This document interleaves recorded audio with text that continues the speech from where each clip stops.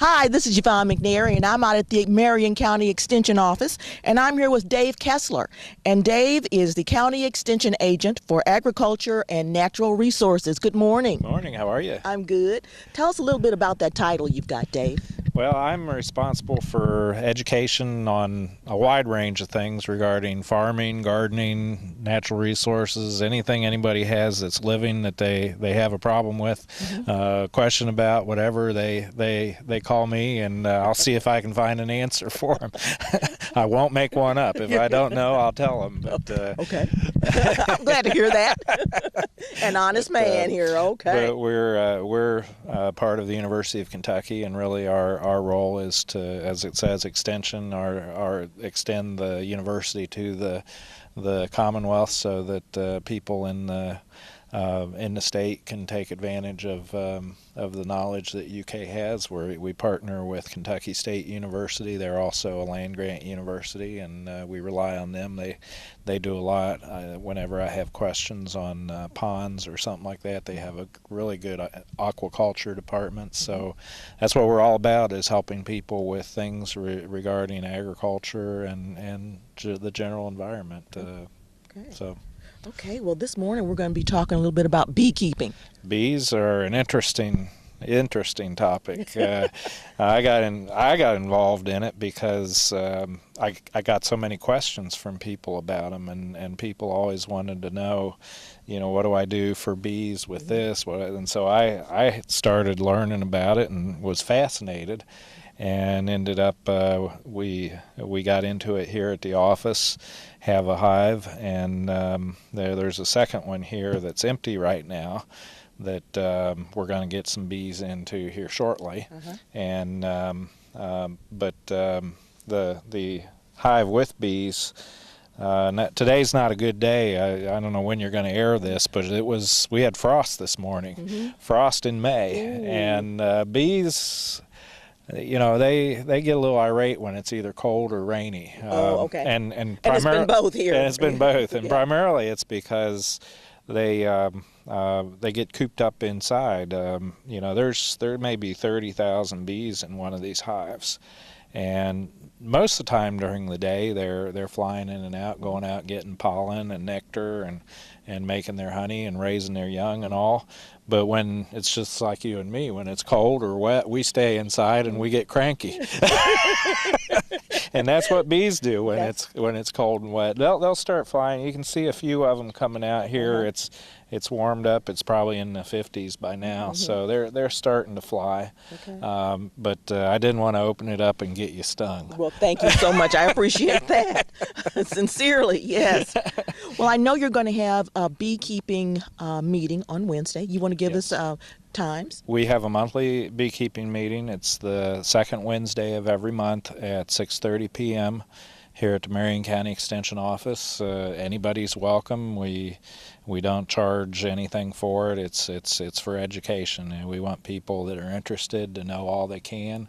If you have hives, you're welcome to come. If you're interested in it, or if you just want to learn something, you're welcome to come. Bees are very fascinating. I always tell people, if you don't believe in God, you will after you hear what bees do, because whoever thought up how bees exist has got to be a genius, because it's like a colony of individuals, but each individual has a specific job, and they all have to do their job, or the hive collapses. So it's a community. It is, and it's just amazing how they interact. That's my phone. I'm sorry. That's okay. Now, with bees, I know within the last 5 years or so, it's become really popular to have bees, or to raise bees and all that. What do you think is the cause of all that? Well, people got interested in bees. We got a new disease. Actually, it's a mite. It's a varroa mite. It's a very small. You think of how big bees are. A mite actually lives on the bee, and it eventually they suck.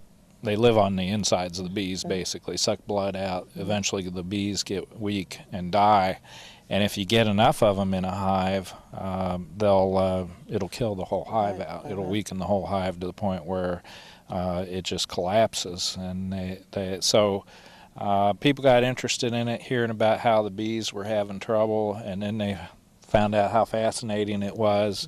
So I think a lot of it was, okay, we're losing bees. What can I do to help? Anybody anywhere can have a beehive. As you can see, we're just right outside the back of the extension office here. We've got 2 hives, the fairgrounds over here, plenty of things for them to go forage on. And we actually we collect our honey and sell it as a fundraiser for our 4-H programs. So every year we hope we get some honey. And well, I was just thinking that the whole idea behind raising bees is to get the honey out of here. Yes. And so that's what you guys do with your honey for. Yes. 4-H? And that's really what people ultimately want from the hives. They may get them just to. We need pollinators. A lot of the vegetables we eat need bees to help pollinate them, but also the honey is wonderful. I mean, it's the original sugar, the original sweetener, and the land of milk and honey. Yeah, and there's a lot of things about honey. It's got actually little bits of pollen in it, so. They say that if you eat honey that's from the area where you live, it'll actually help with your allergies because it kind of gives your body a chance to, react and get used to those. I'm not a doctor. I don't know if that's true or not. Well, I've heard that 3 times this year, so I'm beginning to think that there might be something to that. Yeah. I might even give it a try because I'm known for my allergies. Well, a lot of people swear that it works. So, but I just like the honey. Now I know this one here is empty. Can you open that up a little bit? Yeah. You have the top, of course. And then this is what we call an inner cover, and the bees can get up inside here. You can see there's an opening here, but that's not the way that they get in. A lot of times they'll come up here as they fan, and during summer that helps them cool off. Let me see that over here. I'm going to show this to our Oh, I'm viewers. sorry. That's okay. I just want to show it to her so they get a good picture of that. And then this is what's called a deep. In a colony of bees, what they have is they have honeycomb that they raise their young in. So they lay eggs. They have larvae in there. The worker bees feed the larvae, and then it eventually matures. Depends on whether it's going to be a queen or a drone. Anywhere from about 16 to 23 days, they'll hatch out. So that's what we want happening in these big boxes. And then later in the year, when they've got these full with brood and starting to make honey, we'll add another that is just for honey. And what they are is, let's see if I can get one of these out of here. This one fell over. The wind blew it over because it was empty. And so I don't know what shape. But this is what the original, what we use is a foundation, and you can see it doesn't have any comb on it.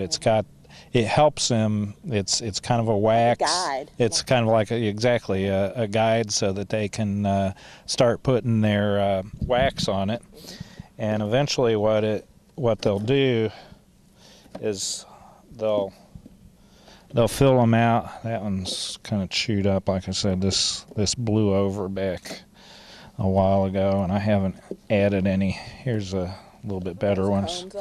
Yeah, here they've drawn it out.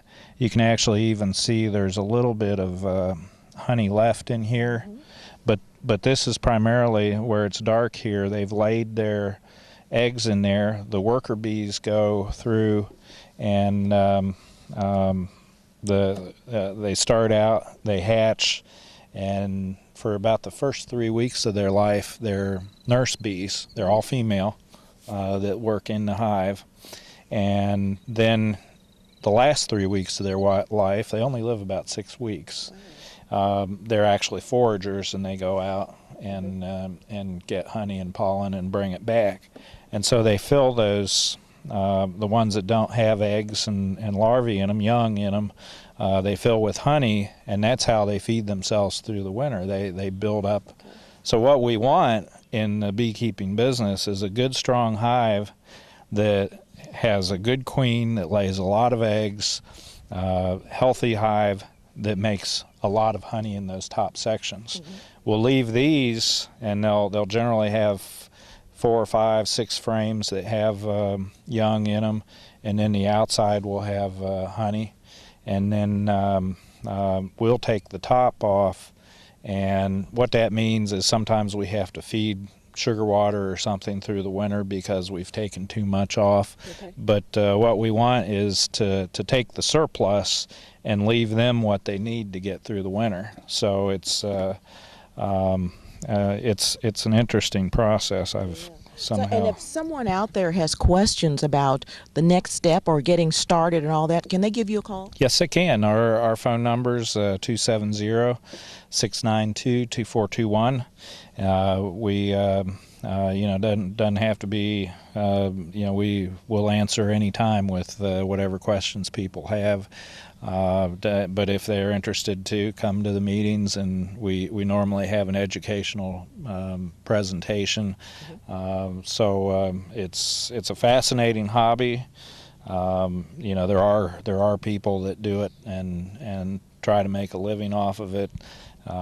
We really don't have anybody in the county that's, I would say, making their total living off of honey, but it's big business. We have a lot of areas. We see it at the farmers market. Yep, we have producers that sell down there. We have local producers. I know Berkman's carries some. Berkman feeds down there. Various stores around town. So you can find local honey. Yes, indeed. Well, thank you so much. And again, give us the days and times for the meeting. The meeting is the second Wednesday of every month at 6:30 p.m. So it's this coming Wednesday this month, May 10th, at 6:30. Now, do you have a particular topic you're going to be speaking on this week or this month? You've caught me blank. I have a video I'm going to show, and I can't remember what the topic is. But it's about bees. Yes, it's about bees. It's about bees. It's definitely about bees. All topics about bees this Wednesday night. And really, a lot of times what we end up is we've got some people that have been doing this for years. We have one fellow that comes, and he's been doing it for over 60 years. He's in his 80s and started as when he was a kid. And so you can talk to people that have done it for a long time and learn all about it. So good references, huh? Yeah, oh, wow. Yeah. So that's wonderful. Well, again, I've been talking here with Dave Kessler from the Marion County Extension Office about beekeeping. I want to thank you for talking to us today. Sure. All right, and want to get all those folks out there who are interested in bees out on Wednesday night.